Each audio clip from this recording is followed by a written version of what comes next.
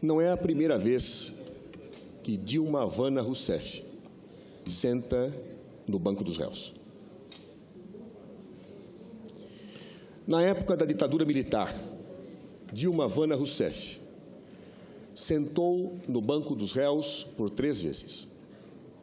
Nas auditorias militares de São Paulo, de Minas e do Rio. Qual era a acusação que era dirigida àquela jovem, quase menina? Lutar contra a democracia. Lutar a favor da democracia, e contra a ditadura. Lutar pela construção de uma sociedade mais justa, mais fraterna. Lutar. Essa era a acusação que contra ela se dirigia. Perguntarão os senhores, mas era esta a acusação formal? Não, não era esta a acusação formal. A acusação formal eram pretextos. Pretextos que estavam lá na Lei de Segurança Nacional, que estavam em vários dispositivos e dos quais talvez nem ela própria se lembre, nem a sua própria advogada se lembre, porque eram irrelevantes. A acusação real contra Dilma Rousseff é que ela lutava pela democracia. Essa era a acusação. Aliás, se me permitirem a sinceridade e a franqueza, para aqueles que acompanharam os processos daquele período, e alguns dos senhores que estão aqui presentes sofreram esses processos, aquelas acusações eram colocadas não pelos fatos em si, mas se falava do conjunto da obra. Era pelo conjunto da obra que os militantes políticos eram presos, assassinados e torturados. Era pelo conjunto da obra que se puniam a dedo as pessoas que queriam punir, porque precisavam matar a obra. Dilma Rousseff passou 3 anos presa. Teve seus direitos políticos suspensos. Foi brutalmente torturada. Foi atingida na sua dignidade de ser humano. E é possível que, naquele momento, alguns dos seus acusadores, tomados de uma crise de sentimentalismo, tenham lhe dito: menina, nós estamos te prendendo e te torturando pelo bem do país. Nós estamos pensando nos seus filhos, nos seus netos.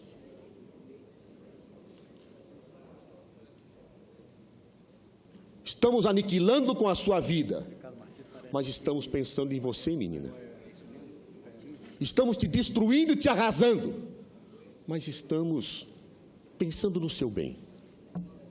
Às vezes acontecem assim com os acusadores. Subitamente tem uma crise de consciência, mas não conseguem com ela eliminar a injustiça do seu golpe. Podem pretender construir uma situação, uma sensação de humanidade, mas não conseguem objetivamente.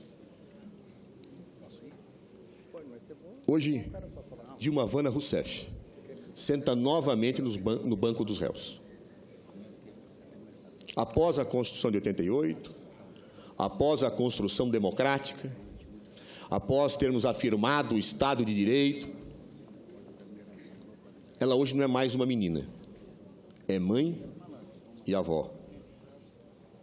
Ela hoje é uma mulher que foi eleita presidente da República Federativa do Brasil por mais de 54 milhões de votos. A primeira mulher eleita presidente da República do Brasil. E do que ela é acusada? Hoje nós sabemos. Mas talvez daqui a algum tempo ninguém mais se lembre das acusações que são dirigidas contra Dilma Rousseff. Como não se lembram hoje das acusações que eram dirigidas contra ela. O que dirão? Ela foi acusada porque ousou ganhar uma eleição afrontando interesses daqueles que queriam mudar o rumo do país. Ela foi condenada porque ela ousou não impedir que investigações contra a corrupção no Brasil não tivessem continuidade. Os pretextos, esses ficarão nos autos, no pó do tempo. Como ficaram hoje, e ficam hoje, as acusações formais que foram dirigidas contra Dilma Rousseff teve no passado. No seu corpo ficaram as marcas da tortura, na sua alma ficou a marca da indignidade, mas os pretextos se foram. Como os pretextos também irão se ela for condenada. Talvez hoje, senhor presidente, poucas pessoas no Brasil sabem dizer quais são as reais acusações contra Dilma Rousseff. São tão técnicas, tão sofisticadas, tão confusas, que a maior parte da população brasileira não saberá dizer exatamente qual é a acusação. Afaste-se, ou se quer afastar, uma presidente da República sem que o povo que elegeu minimamente entenda o crime hediondo que teria praticado. Exatamente por isso, senhor presidente, que eu quero resgatar um pouco os fatos. Resgato os fatos para a compreensão deste processo. Resgato os fatos para que a história registre o que aconteceu. E se alguém tiver dúvida dos fatos verdadeiros, que vá aos jornais, que vá à imprensa, que vá aos anais da Câmara dos Deputados, que leia as defesas. Este processo, senhores senadores e senhoras senadoras, começa no minuto seguinte em que Dilma Rousseff ganha as eleições presidenciais. É exatamente no minuto seguinte. Uma eleição dura, uma eleição renhida, uma eleição disputada, uma eleição quente, em que talvez os dois lados da disputa tenham agredido mais do que deviam e tenham violentado mais do que deviam aos seus adversários. Mas uma eleição legítima, em que houve vencedor ou uma vencedora e derrotados. Mas pois foi no minuto seguinte, em que se anunciou o resultado eleitoral, que começou o ataque. Primeiro se dizia, o povo vota mal. O resultado, vejam o resultado dos mapas eleitorais, é do pessoal que foi comprado pela Bolsa Família. Depois, como esse argumento pegava mal, era politicamente incorreto, o nobre senador Cássio Cunha Lima mudou-se e falou-se, não, foi uma fraude, vamos pegar as máquinas eleitorais, elas forjaram os votos, e aí pediram uma auditoria nas máquinas eleitorais, não provaram nada. Não, então agora vamos impugnar as contas, impugnaram, tramita o processo, ainda hoje há uma investigação, como há uma investigação em relação ao candidato derrotado no segundo turno. Foi aí, então, que diante da inconsistência, da impossibilidade de deslegitimar a eleição, iniciou a caça ao fato do impeachment. Procura-se um fato. Começou-se a procurar fato de impeachment a todo momento, a todo instante. Procura-se um fato, achem um pretexto. Além de terem dificuldade de achar um pretexto, havia um problema. Naquele período pós-eleitoral, a oposição sozinha não tinha força para promover nada. Ocorre que, passados alguns dias do resultado eleitoral, Sua Excelência o Procurador-Geral da República divulga a primeira lista de pessoas que estavam submetidas à investigação por força de delações premiadas. E eu aqui não quero prejulgar nem condenar ninguém. Mas foi este fato que agitou o mundo político brasileiro. E se começou a cobrar insistentemente da senhora Presidente da República que parasse com aquilo. Se continuassem aquelas investigações, haveria uma sangria da classe política brasileira. E a senhora Presidente da República sempre determinou a seus subordinados que agissem se houvesse abusos, mas jamais dissessem quem deve e quem não deve ser investigado. Isso descontentou muita gente. A postura republicana da senhora Presidente da República trouxe problemas no mundo político. E a encarnação desse primeiro problema tem nome e sobrenome. Chama Eduardo Cunha. Eduardo Cunha é eleito presidente da Câmara, contra a posição da senhora Presidente da República e do Planalto, e apoiada pela oposição. Não acham isso? Bem os jornais. Vejam quem apoiou Eduardo Cunha para ser eleito da Presidente da Câmara e por que foi apoiado. Eu tenho certeza que os senhores da oposição já conheciam porque no mundo político tudo se sabe, quem era Eduardo Cunha. Mas o apoiaram porque sabiam que naquele homem poderiam fazer uma junção de interesses para desestabilizar o governo. É só esta a razão que fez, acredito eu, espero que seja assim, que pessoas que reputo de altíssima índole e capacidade moral tenham apoiado publicamente Sua Excelência Eduardo Cunha. Eduardo Cunha, contra a posição de Dilma Rousseff, assume a presidência da Câmara e imediatamente inicia o processo de desestabilização do governo. E os recados são dados pela imprensa, não falo das alcovas. O recado era: pare com a Lava Jato, demita o seu ministro da Justiça e o diretor-geral da Polícia Federal, porque senão esse governo será desestabilizado. Dilma Rousseff, como sempre, se recusou. Encarou Eduardo Cunha da mesma forma que encarou os seus algozes quando tinha pouca idade, no momento em que foi julgado. E disse: não, não aceito ameaça, não aceito desafios, me enfrente. E ele então tornou-se o vértice de dois grandes agrupamentos: os ressentidos com a derrota de 2014 e os que queriam parar a Lava Jato. A soma dessas forças políticas, e claramente materializadas na Câmara, tiveram Eduardo Cunha como vértice, e o governo perde a maioria. É a partir daí que o governo começa a amargar os seus piores dias.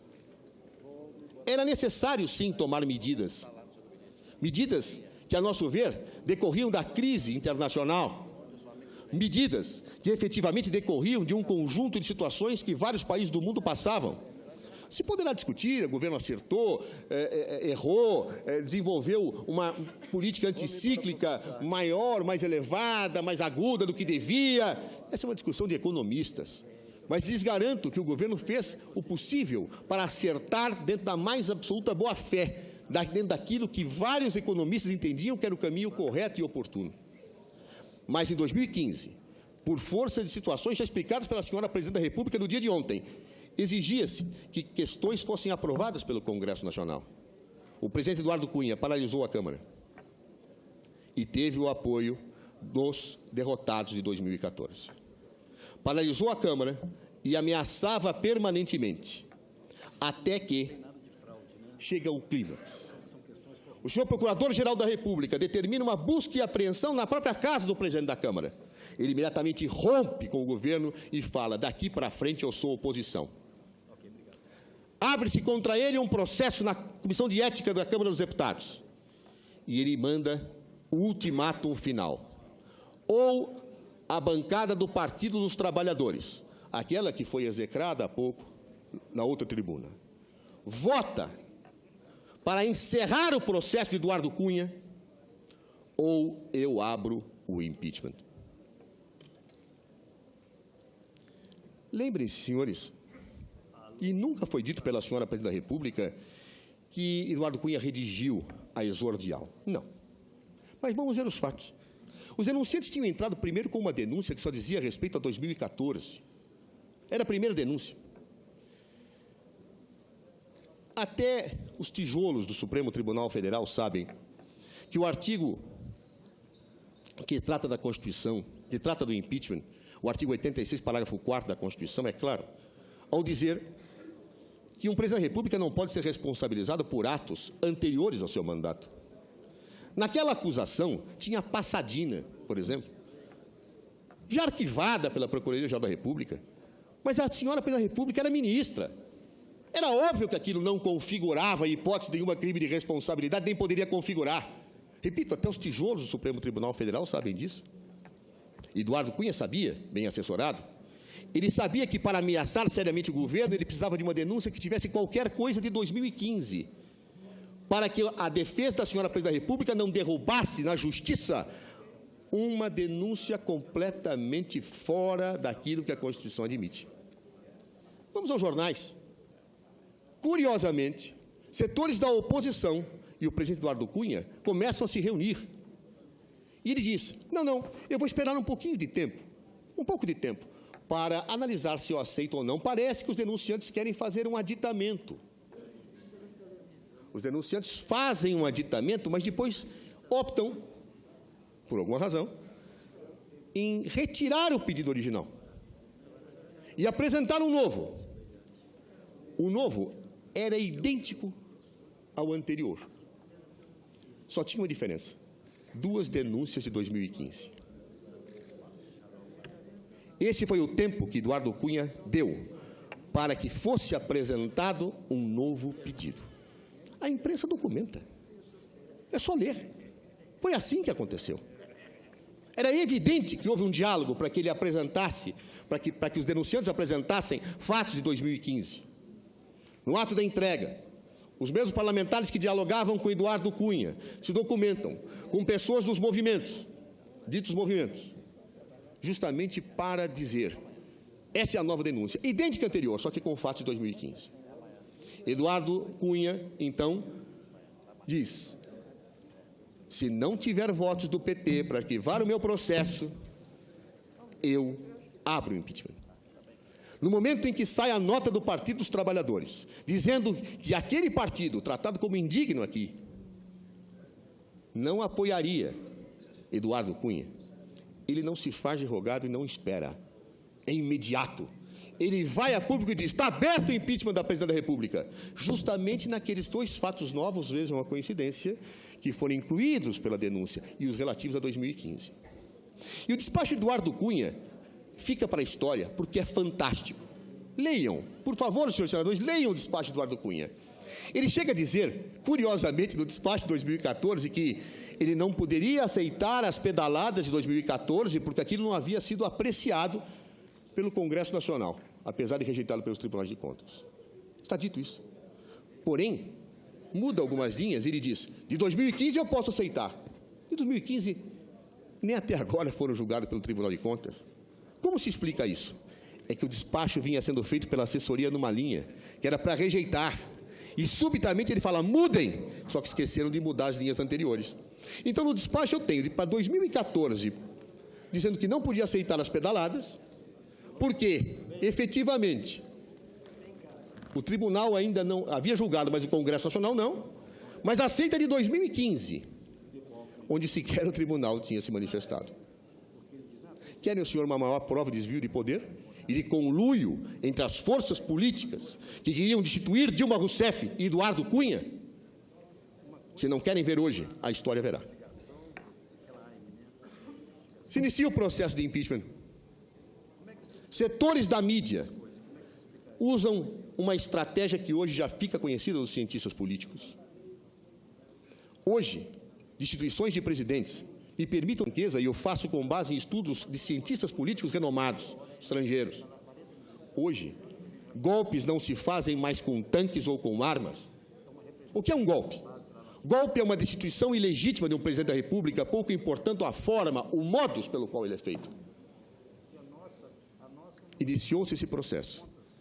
Não se podia chamar tanques e armas. Criaram-se pretextos jurídicos. Pretextos jurídicos. Da mesma forma que a ditadura militar condenou Dilma Rousseff, quando era jovem. Pretextos. Pretextos que talvez ninguém lembre daqui a algum tempo. Pretextos que hoje a população não sabe dizer quais são. Pretextos. Mas pretextos que justificavam o conjunto da obra. O mesmo conjunto da obra que havia sido invocado pelos acusadores de Dilma Rousseff em relação àqueles que lutavam pela defesa da democracia e que lutavam pelo fim da ditadura militar. Os fatos prosseguem. As coisas se alimentam.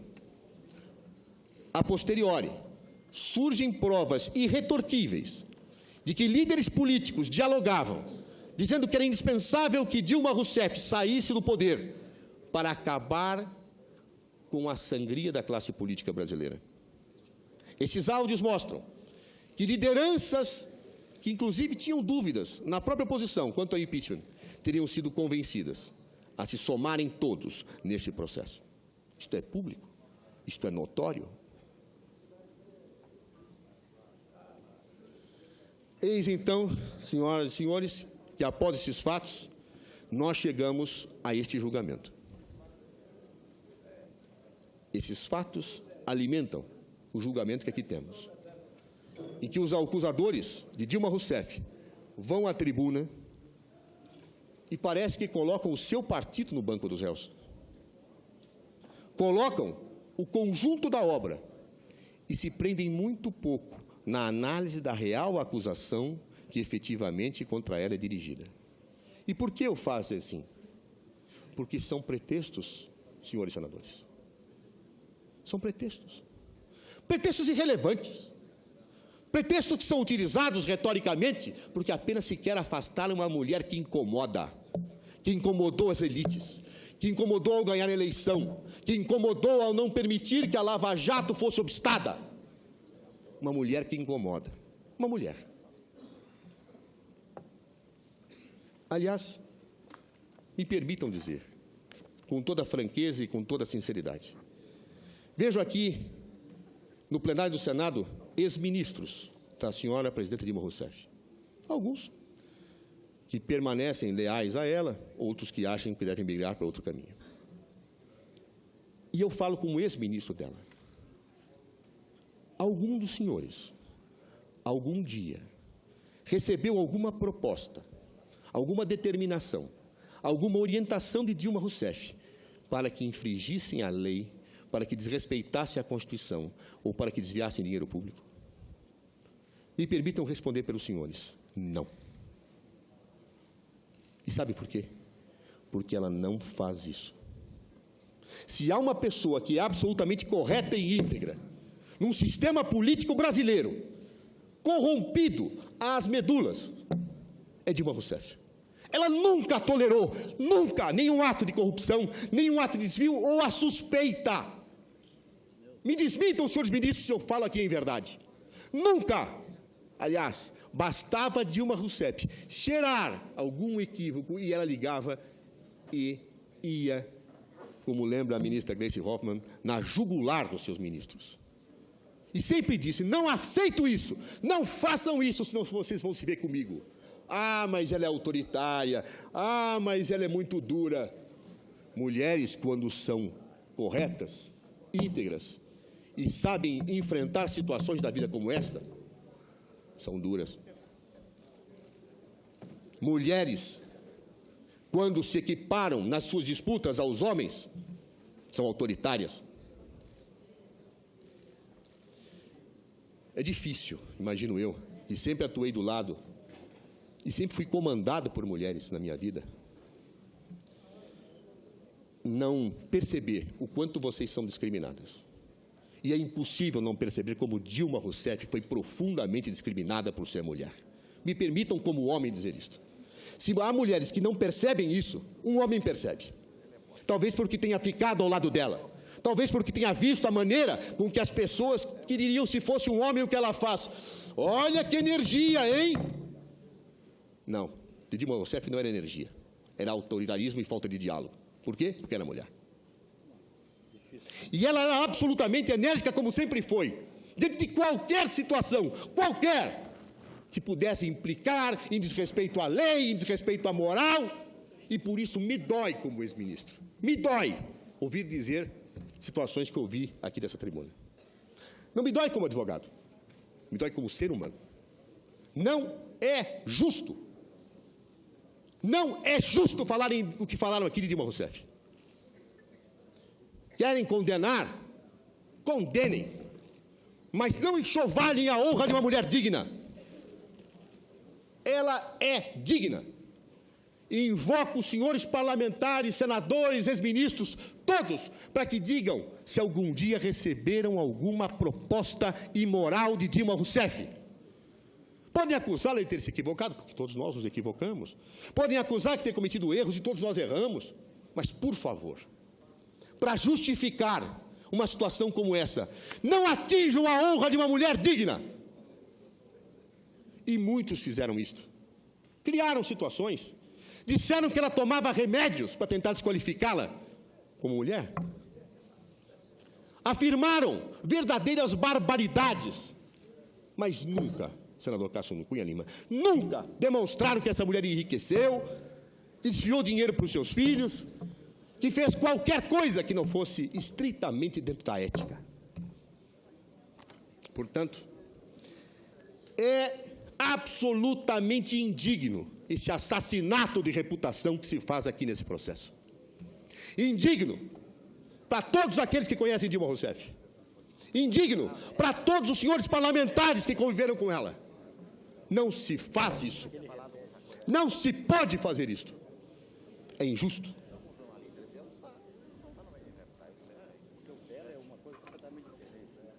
Qual é o objeto, ou me permito dizer, os pretextos dessa acusação? São dois pretextos. Pretextos que são atos jurídicos, baixados por todos os outros governos anteriores. Todos os outros governos fizeram. Não me digam que não fizeram, é só ver.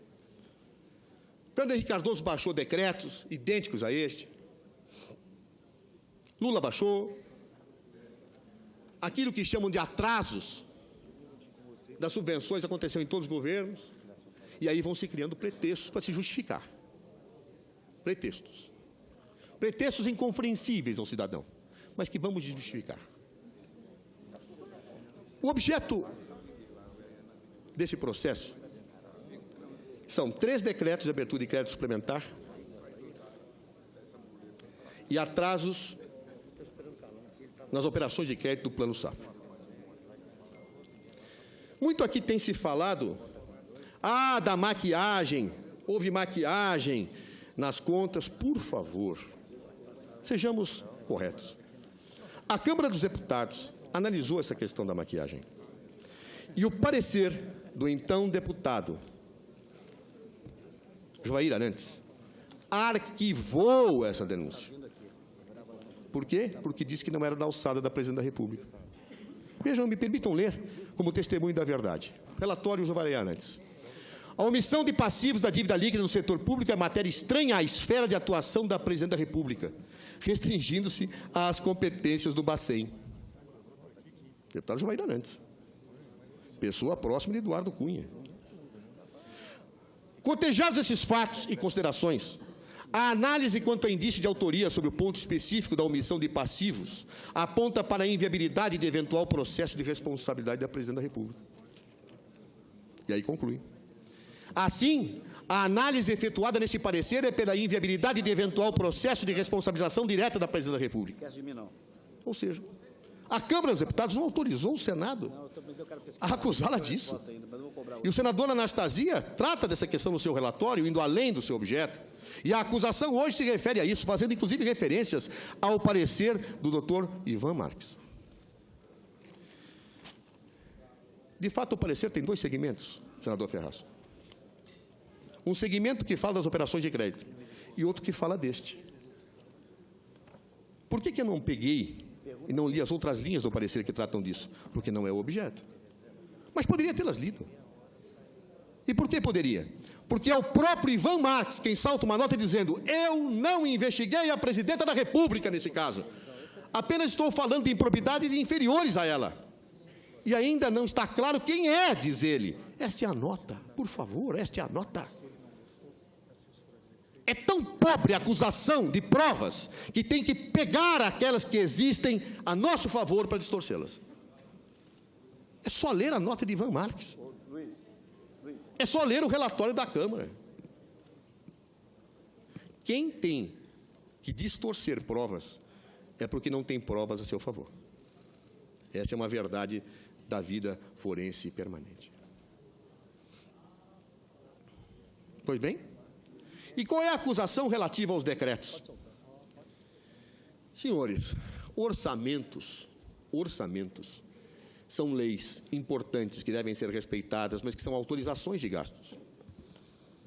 Um orçamento, ele autoriza gastos. A Constituição autoriza expressamente a possibilidade de que leis autorizem decretos que façam suplementação de crédito. Em princípio é proibido, mas a Constituição autoriza. Me permitam ler o artigo 167, inciso 5º da Constituição. a abertura de crédito suplementar ou especial sem prévia autorização legislativa e sem indicação dos recursos correspondentes é proibido. Sem prévia autorização legislativa. É por isso que a lei orçamentária, a cada ano, normalmente no artigo 4º, autoriza a abertura de créditos excepcionalmente em certos casos. E o que prevê o artigo 4º?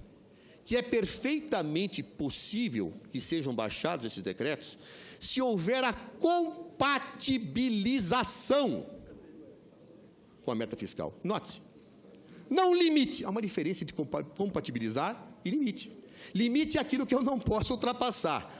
Compatibilizar é aquilo que admite compatibilização. E assim, então, sempre se entendeu, desde o início da Lei de Responsabilidade Fiscal, no ano 2000, se entende que os decretos podem ser baixados se eu fizer a compatibilização com a meta. De que forma? Através dos decretos de contingenciamento, que estão previstos onde? No artigo 9º da Lei de Responsabilidade Fiscal. Por quê? Porque como o contingenciamento ele limita o gasto, a autorização de acréscimo do gasto não tem efeito fiscal. E a meta fiscal é o quê? Fiscal. É simples. Exatamente para viabilizar tudo isto, foi feito um procedimento técnico adotado há mais de uma década, adotado por pareceres técnicos que examinam se há compatibilidade ou não. E isto chega como um despacho burocrático para a senhora Presidente da República, com os pareceres dizendo, olha, esse decreto não afeta a meta. Está provado nos autos. A própria perícia, e disse a nobre acusação, olha, não, a perícia foi a nosso favor. Mas veja, basta uma resposta para acabar com o crime, essa era uma delas. A perícia diz claramente, a presidenta não foi avisada de que efetivamente havia uma ofensa à meta, ao contrário, ela foi avisada de que não feriria, bem acabou o dolo. Mas aí, senhores e senhoras, havia um problema. Subitamente se constrói uma tese. Onde? No Tribunal de Contas da União. Por quem? Pelo procurador aqui tido como suspeito pelo presidente do Supremo Tribunal Federal. Suspeito por quê? Porque era um militante. Porque atuava nas redes sociais chamando atos contra Dilma Rousseff. Esse era o homem isento, o jurista, que criou a tese. Criou a tese, perdão, não sozinho, mas com um auditor. Um auditor que aqui veio e confessa, eu ajudei o doutor Júlio Marcelo a fazer a representação, até nenhum problema. Só que depois, contra as regras do Tribunal de Contas da União, esta representação foi mandada para quem? Para ele, para o auditor. Vejam, senhores, um auditor e um membro do Ministério Público, o auditor ajuda a fazer a representação, o doutor Júlio Marcelo, o militante político, o suspeito, fala com o relator, e para quem vai a representação? Para o mesmo auditor, fora das regras do Tribunal de Contas da União. Como é que chama isso? E depois é a defesa que faz ardis. Como é que chama isso? Constrói-se, então, a tese. Mas o que é mais impressionante e impactante, senhores senadores, é que a tese vem sendo construída ao longo do tempo. O doutor Júlio Marcelo, que diz que basta ler a lei, que fica evidente, ele muda de opinião. Primeiro, ele diz que o excesso de arrecadação poderia ser utilizado como fonte. Se a presidência não tivesse utilizado só o excesso de arrecadação, não tinha problema. Porque era só o superávit primário que era problema. O superávit. Claro? Muito bem, superávit financeiro. Muito bem. Passa 3 meses e Júlio Marcelo já disse que o excesso de arrecadação não pode mais. Se Dilma Rousseff tivesse lido o parecer de Júlio Marcelo, logo no dia seguinte, em que ele tinha dito, poderia ter baixado um decreto com base no superávit financeiro e seria condenado depois por Júlio Marcelo. Vejam como é tranquila essa tese. E depois se evolui. E Júlio Marcelo já muda de novo a opinião, vindo construir a ideia adotada no relatório do senador Anastasia, da meta orçamentária. Meta orçamentária. Não basta apenas e tão somente não gastar. É necessário que formalmente o orçamento esteja adequado no momento. Isto é impossível. Todos os especialistas em ciência da finança dizem que é impossível. Por que é impossível? Porque a própria Constituição manda incluir créditos que não estão no orçamento, no artigo 167, parágrafo 2º, os créditos feitos no último quadrimestre. Então, como pode-se ter a ideia de que um orçamento nasça incompatível com a meta? Que meta orçamentária é esta? Em que o orçamento nasce já incompatível com a meta e os restos a pagar, que não estão no orçamento, entram onde? É evidente que essa tese não tem pé nem cabeça, com todas as vênias de quem pensa o contrário. Mas tinha que se criar isto, porque a perícia demonstrou que todos os decretos somados não gastaram um níquel sequer. Tinha que se criar, tinha que se condenar. O pretexto, quando está errado na origem, vai se transfigurando para justificar mais tarde, de qualquer forma, a condenação que se deseja. Muito bem. Então é meramente formal? É. Nós vamos afastar uma presidente da República por uma tese que não existia, de que há uma ofensa formal ao orçamento. É isso que estou ouvindo? É isto. Uma tese construída a posteriori, por um procurador suspeito e por um auditor mais suspeito ainda com a devida vênia. De uma meta que foi construída no mundo das ideias, e que não implicou em gasto nenhum.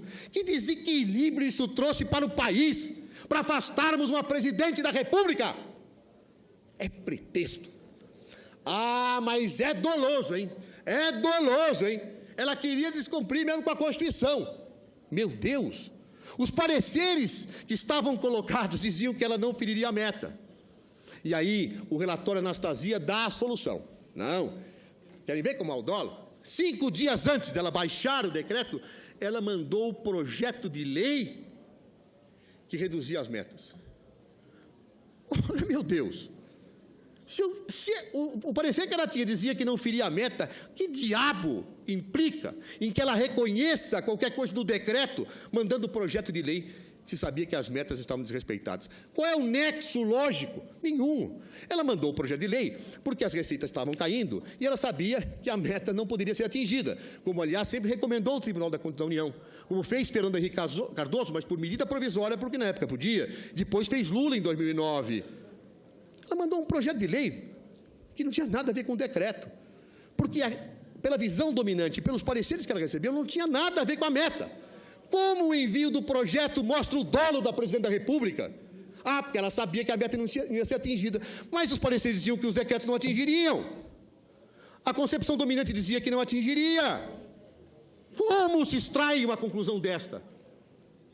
Nem na Santa Inquisição faria um algo igual. Porque na Santa Inquisição ficavam procurando trejeitos de bruxos e de feiticeiros para condenar. Está claro que tentavam criar uns novos. Mas, nesse caso, pelo menos os inquisidores tomavam o cuidado de associar A com B. Desta premissa, temos a outra e depois temos a conclusão. Aqui nem isso. O dolo da Presidente da República está aprovado pelo projeto de lei que ela mandou 5 dias antes de baixar os decretos. O projeto de lei propunha a redução da meta. E o parecer que ela recebia dizia que o decreto não afetava a meta. Onde é que está o dolo? É um absurdo, senhores. É um verdadeiro absurdo. Diria mais que um absurdo. É um escândalo. Um escândalo que o mundo inteiro observa. Um escândalo que levou o jornal The Guardian, falar onde que falou, o Le Monde baixar, o editorial que baixou, dizendo que isto é golpe ou é farsa. O mundo inteiro percebe isso. Basta olhar esses fatos e esses argumentos.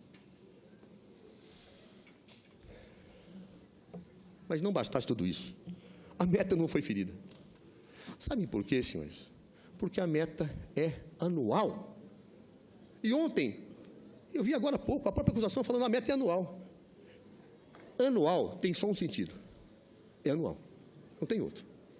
Por mais que eu me esforce, eu não consigo ver outro sentido para a palavra anual que não seja anual. Meta anual é o quê? Meta que se chega quando? No final do ano. Já me esforcei para entender como não é. Mas é a única compreensão que esse modesto advogado tem. Mas a lei fala que tem que ter relatórios de acompanhamento. Relatórios do quê? Acompanhamento. Acompanhar é o quê? É acompanhar. Não tem outro sentido. E por que se acompanha? Para ver se a meta será atingida. Porque se não for, você tem duas alternativas. Ou você baixa contingenciamento, ou explica para o Congresso Nacional que a receita caiu e eu tenho que mudar a meta. É isso. Então, sim, basta ler a lei. É claríssimo. É claro. É irretorquível. Mas, não. Aí criou-se a ideia que a meta anual tem que ser vista a cada 2 meses. Como? Meta anual vista a cada 2 meses? Quem bolou isso? O doutor Júlio Marcelo e o nosso auditor. A meta anual tem que ser vista a cada 2 meses, hein? É?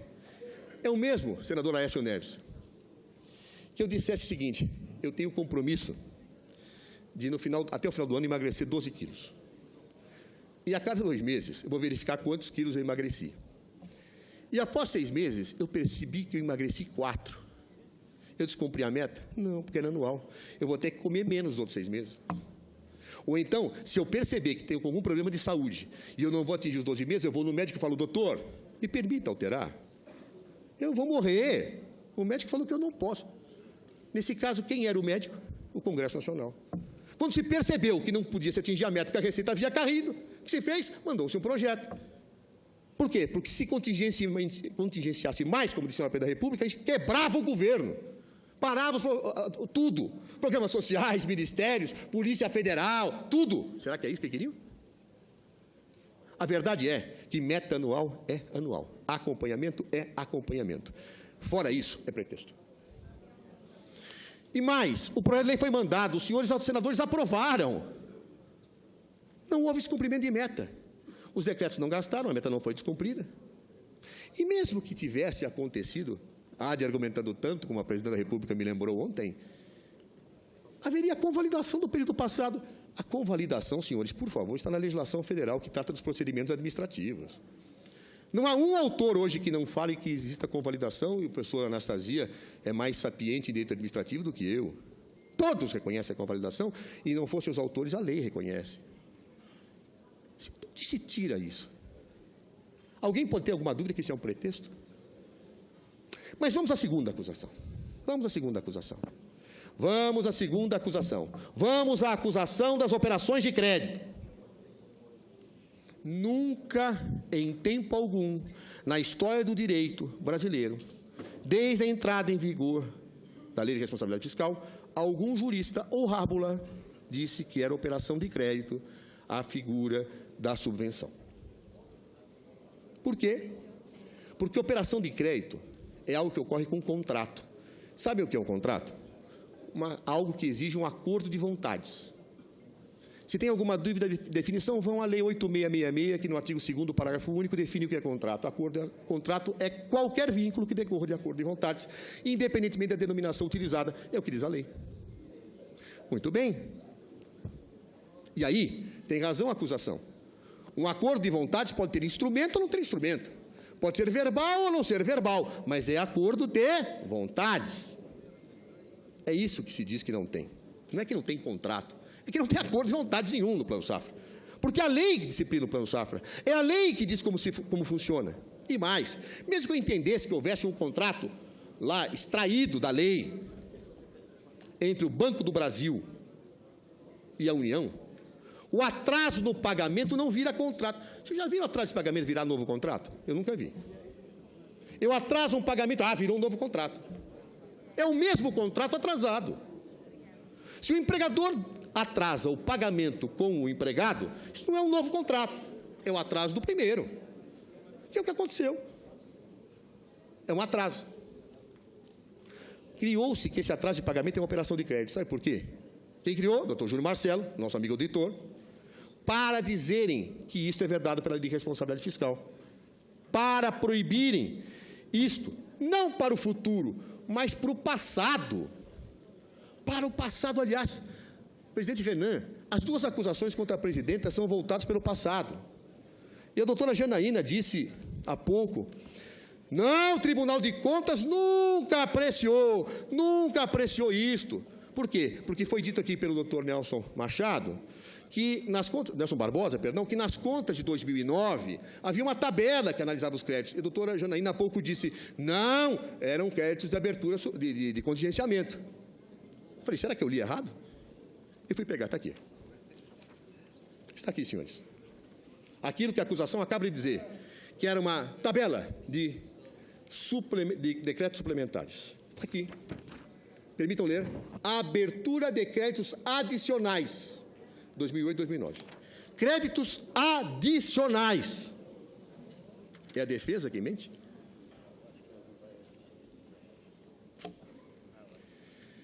Ou seja, o Tribunal de Contas analisou em 2009, e todos os anos ele faz isso, com uma mesma tabela de créditos adicionais.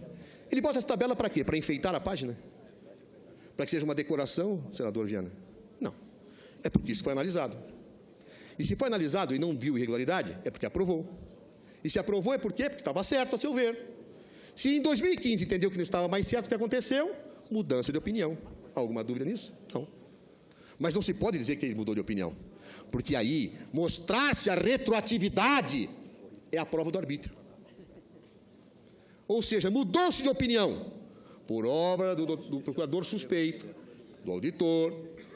E aí, ao se mudar de opinião, se quer atacar o passado, quando nunca ninguém disse isso, nunca ninguém escreveu isso, nenhum técnico da administração disse isso, nada. Essas coisas estão bem aí, esses exames aí? É impressionante, senhores. E mais, disse que a presidente da República é culpada. Qual é o ato da presidente da República? A acusação, senador Ferraz, joga duplo. Não existe isso na história do direito, jogar duplo em direito penal ou em crimes de responsabilidade, não existe.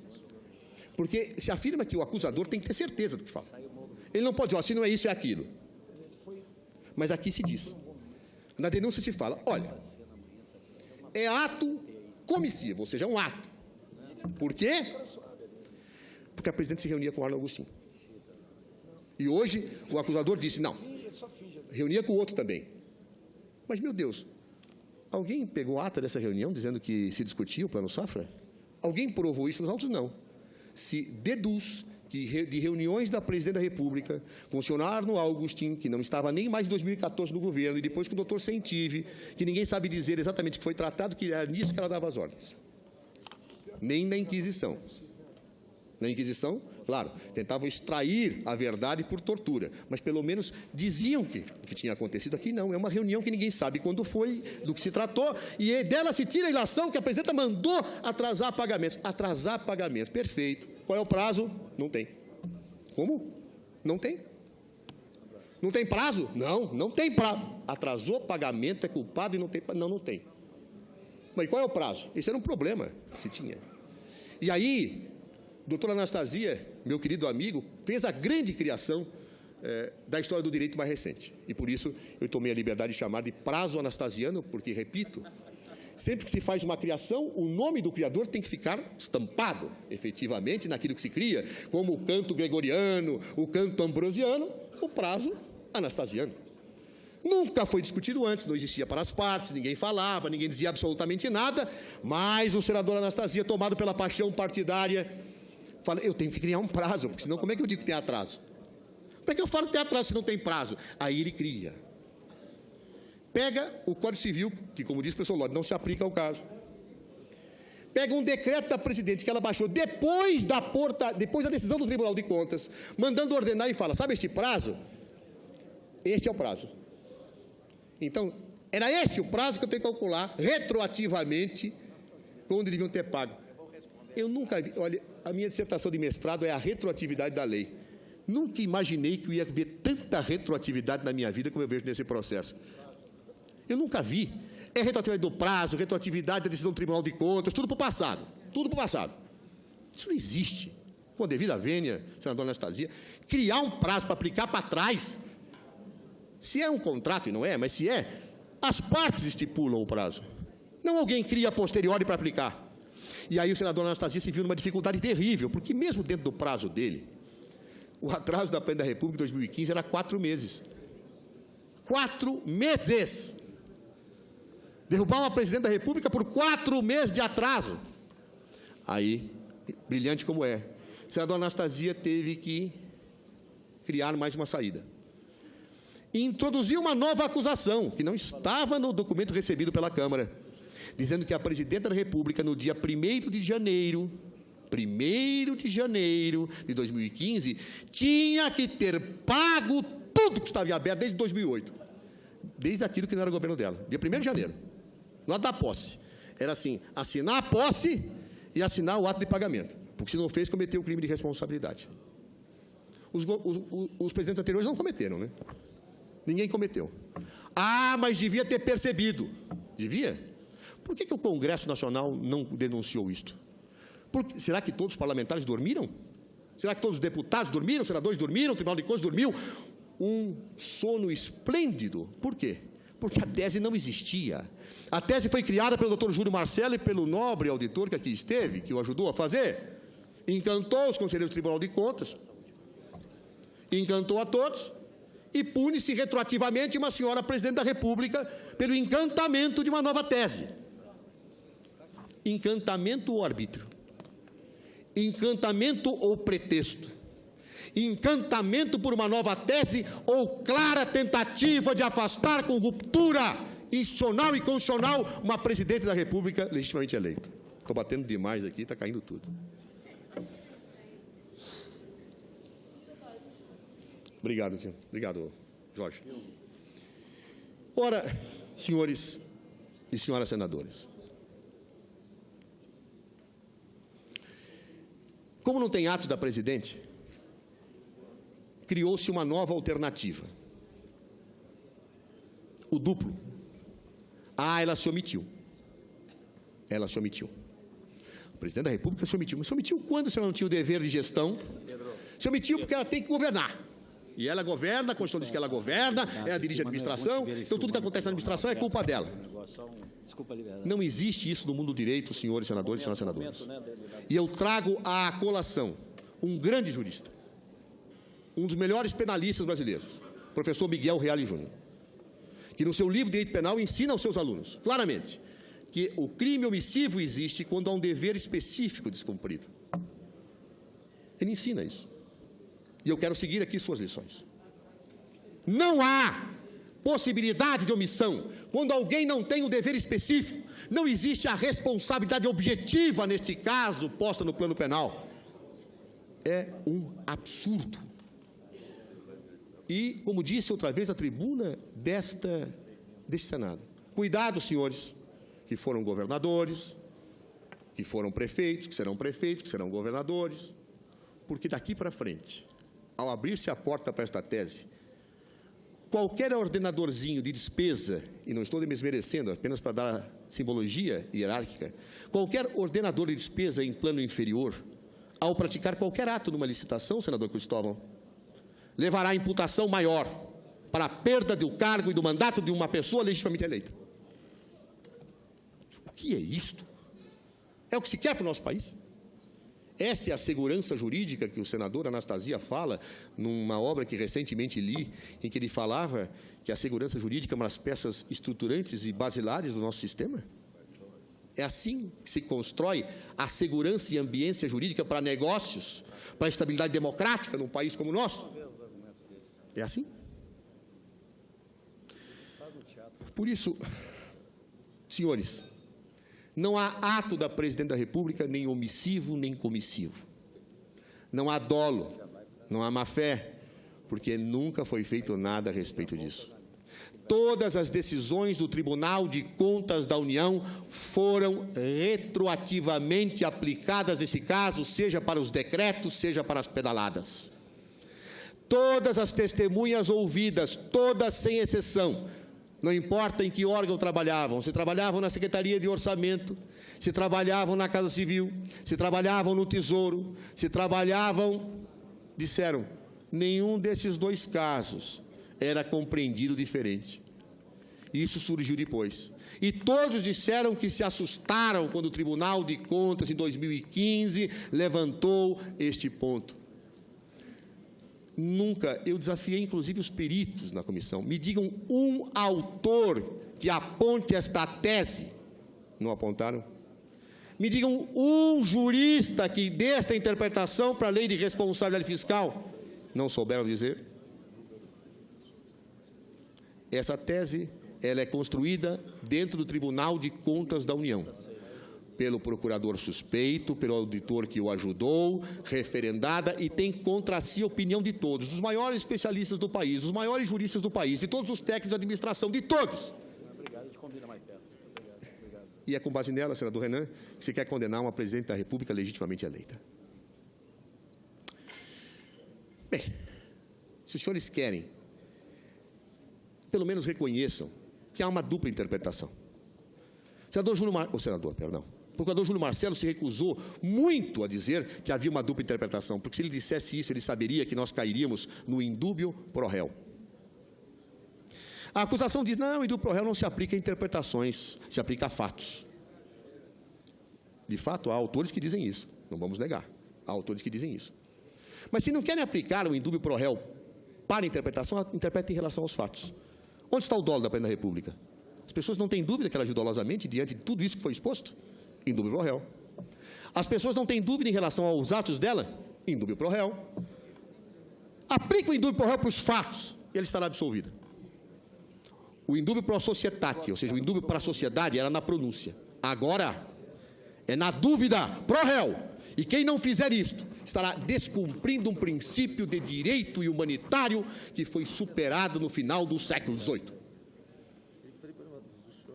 Na Idade Média, na dúvida, se acusava e se condenava. Depois, já no século XIX, não, se absolvia. Mas mesmo a dificuldade de se aplicar o indúbio pro réu para interpretações me parece um verdadeiro absurdo. Talvez seja garantista demais, democrata demais, respeitador do Estado de Direito demais. Porque se há dúvida quanto ao direito aplicável, eu puno. Mormente quando a posição condenatória é dada por um órgão e todos os demais os juristas dizem o oposto, eu puno. É correto. É correto, diante de uma situação em que as pessoas disputam juridicamente algo, eu condenar alguém por uma tese que nunca foi defendida antes? Senhores, são clamorosamente improcedentes as acusações. São pretextos. Pretextos semelhantes àqueles que levaram Dilma, Havana Rousseff a ser condenada nas auditorias militares. Passado algum tempo, ninguém lembrará mais deles, porque são insustentáveis. Talvez o próprio Tribunal de Contas, diante da situação absurda que está gerando com as interpretações, tenha que mudar, tenha que flexibilizar. Porque se ele não flexibilizar, ele mata todos os governos que seguirem. E aí, então, a história documentará algo perverso. Uma Presidente da República sendo condenada por uma tese episódica, criada para ela, em razão dela, e para condená-la. É isso que queremos no Brasil? E por que são tão improcedentes as acusações? Por quê? Pelo desvio de poder. Voltamos ao início da nossa história. O desvio de poder foi construído a partir da decisão de Eduardo Cunha abrindo esse processo. Precisavam se encontrar pretextos. Dialogaram com a oposição. Pegaram a primeira coisa que tinha em 2015 e enfiaram. Tanto enfiaram sem estudo, que 3 decretos não geravam despesa e foram obrigados a reconhecer isso. Foram obrigados a reconhecer que 3 decretos não estavam adequados, não tinham estudado nada, pegaram pretextos, enfiaram numa denúncia para ter justificativa da abertura de um processo em que estavam somados juntos os insatisfeitos com 2014 e os que queriam o fim da Operação Lava Jato. E aí, a tese teve que ser remodelada, porque a cada dia tinha dificuldades. Primeiro, dizia o doutor Júlio Marcela, o excesso de arrecadação podia baixar, depois não podia, depois a meta orçamentária. Prazo não tinha, vamos criar um prazo, vamos criar situações. Tudo isso foi sendo montado na perspectiva condenatória da forma mais perversa e hedionda que se pode imaginar. O desvio de poder fica patente. E aí, senhor presidente, eu marcho já para a conclusão, dizendo o seguinte: é correto, é justo uma punição neste caso? Alguém dirá, e eu tenho lido isso nos jornais, olha, a gente sabe que não é bem esses 2 fatos, é o conjunto da obra. Como disse a senhora Presidente da República, conjunto da obra se aprecia nas eleições. Conjunto da obra é o povo que decide, porque a vontade popular é soberana. E os senhores querem que se julgue o conjunto da obra, aceitem a proposta da senhora Presidente da República de convocar plebiscito agora. É lá que se julga o conjunto da obra. Porque no presidencialismo não se condena alguém sem prova e por fatos desses. No presidencialismo não se condena alguém sem crime de responsabilidade, sem ato grave, sem ilícito, sem dolo, com perspectivas retroativas. Não se faz isso. E alguém poderá me dizer, não, no fundo, veja, é só a perda do mandato, eu não estou atingindo Dilma. Não. é uma pena de morte política. É uma execração que se faz a uma pessoa digna. Poderão os senhores dormir com as suas consciências tranquilas daqui para frente, se apertarem o botão? Sim, condene. Sugere que não. Já houve um autor que disse que a pior tortura que um ser humano tem é condenar um inocente, se essa pessoa tem dignidade. Porque ao fazê-lo, aquilo acompanhará pelo resto das suas vidas. E quando olharem no espelho, saberão que puniram uma inocente por pretextos, por questões absolutamente não fundamentadas. Concluo, até mesmo antes do prazo, senhor presidente, dando um testemunho aos senhores. Uma das coisas que mais me emocionou ao longo do período em que fui ministro de Estado da Justiça e fui aquele que mais tempo ficou na democracia exercendo este cargo, foram mais de 5 anos, perdi por uma semana para o ministro que na época da ditadura havia ficado mais que eu. Mas uma coisa que mais me emocionava, senhor presidente, era dar cumprimento à lei da anistia. Pela lei da anistia, senador Renan, e Vossa Excelência, que foi ministro da Justiça, sabe disso, quando se faz um julgamento dizendo que alguém foi injustiçado pelo Estado brasileiro e é anistiado, o ministro da Justiça, perante seus familiares, pede desculpa em nome do povo brasileiro por aquilo que aquela pessoa sofreu. Isso me deixava muito tocado, especialmente porque eu não peguei os tempos duros da ditadura por uma questão de idade, peguei o seu final, mas vi pessoas sendo presas, violentadas, injustiçadas. E o que mais me doía é quando eu tinha que pedir desculpas e a pessoa já tinha morrido. Quando eu tinha que fazer uma homenagem pós-mortem. E eu via a injustiça pesando no ombro de filhos e netos, em que eu pedia desculpas para um efeito moral, mas a vida da pessoa já tinha sido, mas a vida da pessoa já tinha se perdido. Peço a Deus que algum dia, se Dilma Rousseff for condenada, um novo ministro da Justiça tenha a dignidade de pedir desculpas a ela. Se ela estiver viva, se faça de corpo presente. Se estiver morta, a sua filha e a seus netos. Que se peça desculpas a Dilma Rousseff, se ela vier a ser condenada. Que a história faça justiça com ela.